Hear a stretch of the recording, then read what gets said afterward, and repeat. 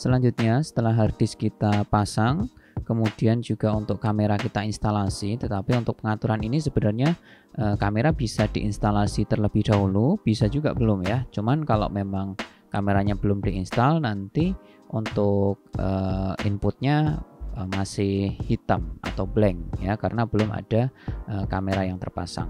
Kemudian setelah semuanya siap, kita bisa coba nyalakan. Nanti kita akan dihadapkan dengan tampilan booting dari Hilux. Kita tunggu sampai proses bootingnya selesai.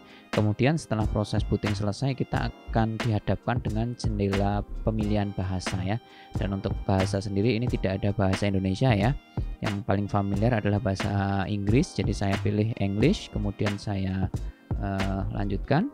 Di sini kita akan diminta untuk membuat password terlebih dahulu, dan password ini tidak bisa sembarangan kita buat ya, karena ini sudah ditentukan, yaitu adalah kombinasi antara huruf besar, huruf kecil, dan juga angka. Jadi tidak bisa kita hanya menggunakan password angka saja atau huruf saja, jadi harus kombinasi. Dan memang password kombinasi seperti ini lebih aman dari resiko dicuri ya, tetapi biasanya resikonya adalah ke kita sendiri. Kita sering lupa terkadang kalau menggunakan password yang kombinasi seperti ini. Tetapi tidak perlu khawatir, karena di DVR Hilux ini juga disediakan menu email untuk bisa mereset password apabila kita lupa. Apabila password yang kita buat sudah dianggap aman, biasanya nanti pada bagian kotak-kotak di bawahnya ini akan ada indikator ya, seberapa kuat password yang kita buat. Dan apabila kotaknya ini masih kosong, biasanya jika kita klik activate ini akan belum bisa atau akan ditolak. Jadi sampai password ini diterima oleh DVR, baru nanti kita bisa activate. Kemudian kalau sudah dirasa cukup untuk membuat password, kita bisa lanjutkan dengan klik activate. Jadi selain kita diminta untuk membuat password untuk keamanan, kita juga akan diminta untuk membuat pola ya, seperti halnya kita menggunakan smartphone Android begitu ya. Jadi akan membuat pola, dan pola ini juga nanti bisa kita gunakan saat kita login ke DVR kita. Setelah pola selesai kita buat, kita akan masuk ke menu pengaturan basic atau pengaturan dasar, dan di sini yang akan kita atur pertama adalah zona waktu, kemudian format waktu, dan juga waktu yang akan kita gunakan di DVR kita. Jika sudah, kita bisa next.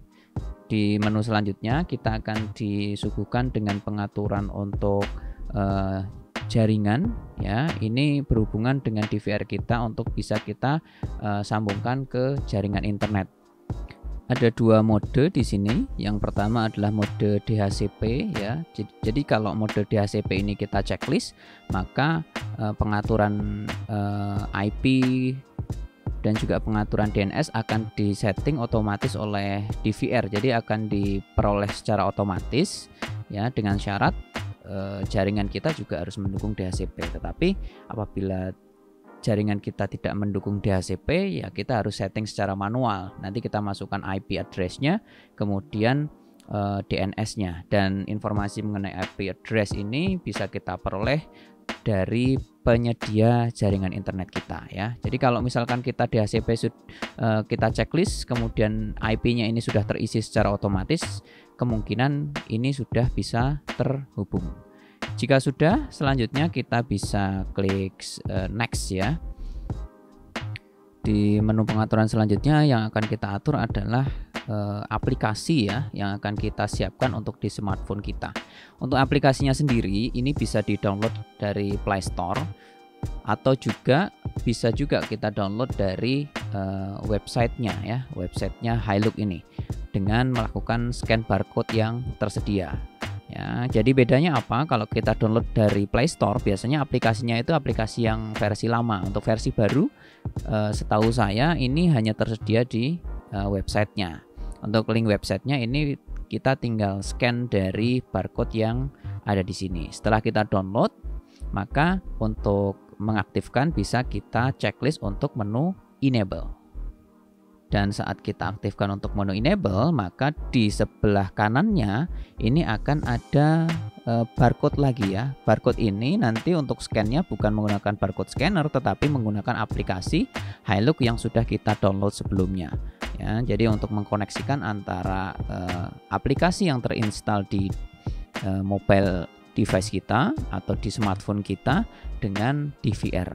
Nanti account status ini akan berubah menjadi bound apabila antara DVR dengan smartphone kita sudah terhubung. Yang dibutuhkan untuk bisa menghubungkan antara DVR dengan smartphone kita selain dari barcode ini nanti juga informasi mengenai username dan password yang telah kita buat sebelumnya atau di awal tadi. Untuk kali ini saya belum ingin mengkoneksikan ya antara DVR ini dengan smartphone yang saya gunakan, tetapi apabila kalian ingin mencoba untuk mengkoneksikan antara DVR dengan smartphone, kalian bisa coba ya dari aplikasi Hilux yang telah kalian download. Kemudian silahkan dijalankan untuk aplikasinya. Di sana nanti ada simbol plus di bagian kanan atas. Kalian bisa tap simbol plus tersebut. Nanti setelah itu ada beberapa pilihan untuk add device-nya, yaitu yang pertama ada scan QR code. Ini bisa kalian scan langsung ke QR code yang tampil di layar DVR tadi, atau bisa juga dengan menggunakan menu manual adding ya. Ini nanti menggunakan IP address, kemudian juga bisa online device menggunakan serial number. Yang paling mudah menggunakan scan QR code ya. Kalian tinggal buka untuk QR code-nya, kalian scan-kan, nanti akan diminta untuk username sama password-nya. Otomatis nanti untuk smartphone kalian sudah terhubung dengan DVR ini. Syaratnya adalah antara DVR dengan smartphone kita itu harus sama-sama terhubung ke jaringan internet. Jadi kalau salah satunya ada yang tidak terhubung, maka proses untuk penyambungan ini tidak akan berhasil.